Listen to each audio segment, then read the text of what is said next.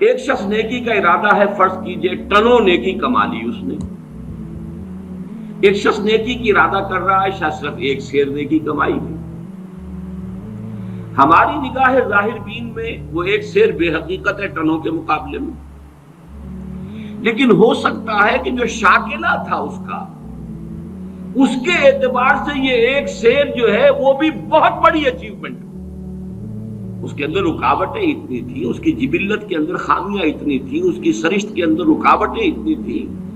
struggling hard. تب کہیں جا کر وہ ایک سیر اس نے جو ہے وہ کمائی کی ہے نیکی کی.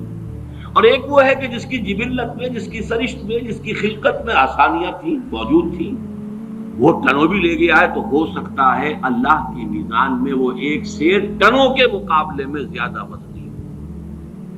یہ ہے نہایت پر امید بات. پہلا جو ہے وہ پر امید معاملہ کیا ہے کہ ہم ہیں، ہماری نفی نہیں ہے، میرا چوائس، میری مرضی، میری پسند، اس کو بھی اول دخل ہے.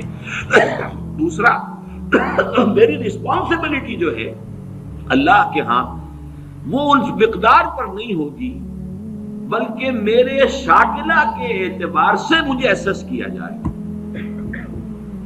اس کو 5 مرتبہ، میں پچھلی مرتبہ وہ 5 آیات آپ کو سنا چکا. لا یکلف اللہ نفسا الا وسعها. اللہ کسی جان کو اس کی وسعت سے زیادہ رسپانسبل، اکاؤنٹیبل نہیں ٹھہرائے گا. اور اللہ کا یہ بڑا، یوں سمجھیے کہ سپر کمپیوٹر جو ہے، وہ سپریم کمپیوٹر اللہ کا، اس کا ہم تصور نہیں کر سکتے. ہر انسان کا شاکلہ، اس میں کیا تھا، گیون کیا تھا، جینز کیا تھے، ماحول کے کیا اثرات ہوئے، اس سے شاکلہ کیا بنا، اب اس میں اس نے کیا کمائی کی. جیسے غزوہ تبوک کا وہ واقعہ ہے کہ بیچارے ایک غریب مزدور انصاری صحابی نے وہ کچھ تھوڑی سی کھجوریں پیش کی لا کر چندے میں. ساری رات محنت کی کسی یہودی کے باغ میں، وہاں محنت کر کے آبیاری کی، باغ کی، اور جو صبح کو کھجوریں ملی کچھ، اس میں سے آدھی گھر والوں کو دے دی، یہ دن بھر کا راشن ہے، آدھی لا کر حضور کی خدمت میں پیش کر دی.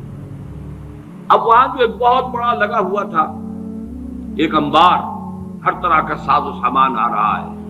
حضور نے کہا، حالانکہ منافقین نے استہزاء کیا، جی ان کھجوروں کے بغیر تو یہ مہم سر ہو ہی نہیں سکتی تھی، کیا کہنے ان کا جو ہے وہ زہر خند جس کو ہم کہتے ہیں، اور ان کا استہزاء کا انداز تھا. لیکن حضور نے فرمایا ان کھجوروں کو اس پورے ڈھیر کے اوپر پھیلا دو، اللہ کی میزان میں یہ کھجوریں اس پورے ڈھیر پر بھاری.